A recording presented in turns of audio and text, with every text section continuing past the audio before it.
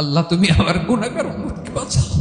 বিশ্বনবী পাগলের মতো একবার হাউজে কাউসারে যাবেন, একবার সিরাতে যাবেন, একবার পুলসিরাতের দিকে, একবার হাউজে কাউসারের দিকে পাগলের মতো দৌড়াতে থাকবেন। তার কোনো গুনাহগার উম্মত যাতে জাহান্নামে ঢুকে না যায়, সেদিন কেউ সুপারিশ করতে পারবে না বিশ্বনবী ছাড়া। কিয়ামতের ময়দানে ওই বিভীষিকাময় সময়ে মুসিবতের কালে মানুষগুলো পাগল হয়ে বিশ্বনবীকে খুঁজতে আরম্ভ করবে।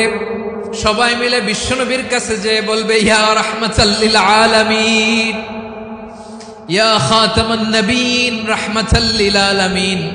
দেখেন আমাদের কি অবস্থা, কি কঠিন বিপদে আমরা আছি, দাঁড়াতে পারি না, সূর্যের আলোতে ঘেমে হয়রান।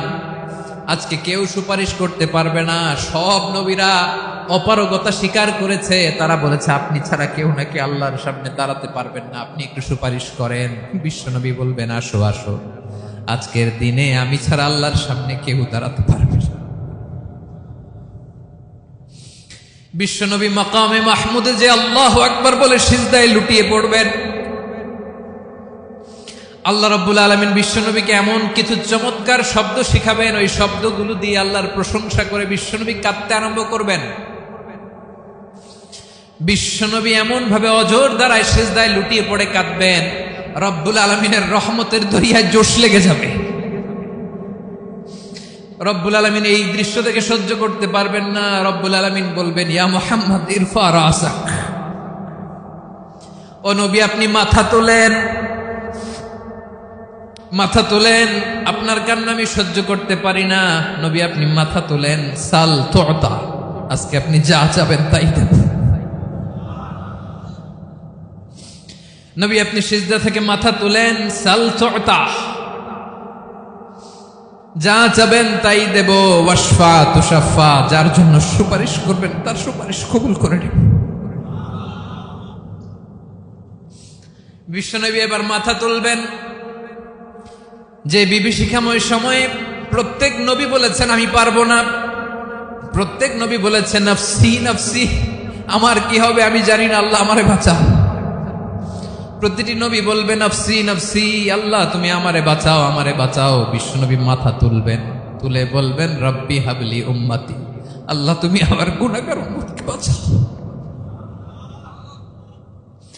এই দুনিয়ার বুকে রব্বুল আলামিন সব নবীকে একটা করে দাওয়া মুস্তাজাবা দিয়েছেন, মানে যে দোয়া করলে কবুল হয়ে যায় সাথে সাথেই।